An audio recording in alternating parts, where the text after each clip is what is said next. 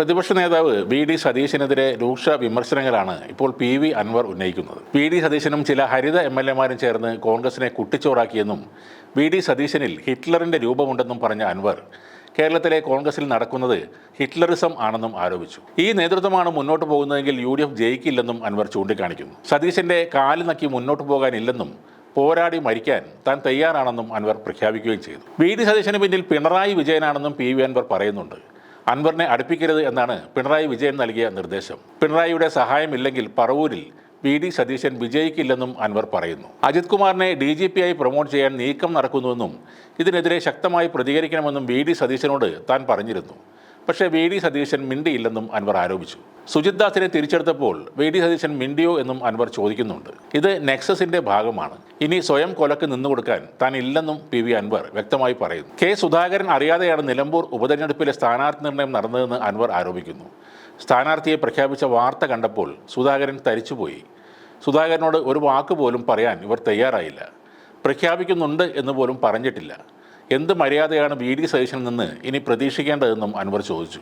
അടൂർ പ്രകാശും സണ്ണി ജോസഫും ആലോചിക്കും എന്ന് പറഞ്ഞപ്പോൾ വാതിൽ അടച്ചു കഴിഞ്ഞു എന്നാണ് ഇന്ന് വി.ഡി. സതീശൻ പ്രഖ്യാപിച്ചത്. ഇനി താൻ ആരെയാണ് കാത്തിരിക്കേണ്ടതെന്ന് ചോദിച്ച അൻവർ മുൻപ് വി.ഡി. സതീശൻ പറഞ്ഞത് വാതിൽ തുറന്നിട്ടുമില്ല അടച്ചിട്ടുമില്ല എന്നാണെന്നും ചൂണ്ടിക്കാണിച്ചു. അങ്ങനെ ഒരു വാതിൽ ഉണ്ടോ എന്നും അൻവർ ഇപ്പോൾ ചോദിക്കുന്നു. പഞ്ചായത്ത് തെരഞ്ഞെടുപ്പ് വരെ വാലിൽ കെട്ടാമെന്നാണ് യു.ഡി.എഫ് ചെയർമാൻ കരുതിയത്. തൂക്കിക്കൊല്ലാൻ പോകുന്ന ആളോട് വരെ അവസാന ആഗ്രഹം ഉണ്ടോ എന്ന് ചോദിക്കാറുണ്ട്. എന്നാൽ ആര്യാടൻ ഷൗക്കത്തിനെ സ്ഥാനാർത്ഥിയാക്കുമ്പോൾ പോലും അങ്ങനെ ചോദിക്കാൻ തയ്യാറായില്ലെന്നും അൻവർ കുറ്റപ്പെടുത്തുന്നു. മുസ്ലിം ലീഗിനെതിരെയും മുൻ മുഖ്യമന്ത്രി ഉമ്മൻചാണ്ടിക്കെതിരെയും വി.ഡി. സതീശൻ നേരത്തെ പറഞ്ഞ നിലപാടുകളും അൻവർ പത്രസമ്മേളനത്തിൽ വീണ്ടും ചർച്ചയ്ക്ക് വെച്ചു. മുസ്ലിം ലീഗിന് 5ാം മന്ത്രിസ്ഥാനം കൊടുത്താൽ കേരളത്തിൽ യു.ഡി.എഫിൻ്റെ അവസാനമാണ് എന്ന് പറഞ്ഞ നേതാവാണ് വി.ഡി. സതീശൻ. ലീഗുകാർ ഈ നേതൃത്വം അംഗീകരിക്കുമോ എന്നും അൻവർ ചോദിക്കുന്നു.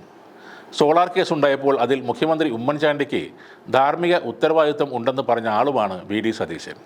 സതീശൻ അന്ന് പറഞ്ഞ വീഡിയോ ഇപ്പോഴും ഓടിക്കൊണ്ടിരിക്കുകയാണെന്നും അൻവർ പറയുന്നുണ്ട്. ഇപ്പോൾ കേരളത്തിൽ തൻ്റെ പുതിയ രാഷ്ട്രീയ എതിരാളിയെ പി.വി. അൻവർ പ്രഖ്യാപിക്കുകയാണ്. അതാണ് വി.ഡി. സതീശൻ.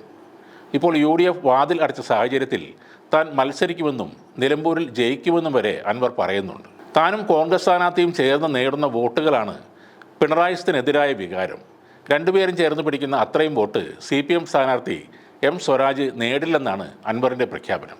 നിലമ്പൂരിലെ സിറ്റിംഗ് MLA ആയിരുന്ന അൻവർ രാജിവെച്ച ഒഴിവിലാണ് നിലമ്പൂരിൽ ഇപ്പോൾ തെരഞ്ഞെടുപ്പ് നടക്കുന്നത്. പിണറായി വിജയനെതിരെ നിലപാട് സ്വീകരിച്ച് CPM-മായി അകന്ന അൻവർ നിലമ്പൂർ തെരഞ്ഞെടുപ്പുമായി ബന്ധപ്പെട്ട് UDF-ഉമായും ഇപ്പോൾ അകലുകയാണ്. എന്നാൽ ഇപ്പോൾ പി.വി. അൻവർ പറയുന്ന കാര്യങ്ങൾ പലതും യാതൊരു അടിസ്ഥാനവും ഇല്ലാത്തതാണ്.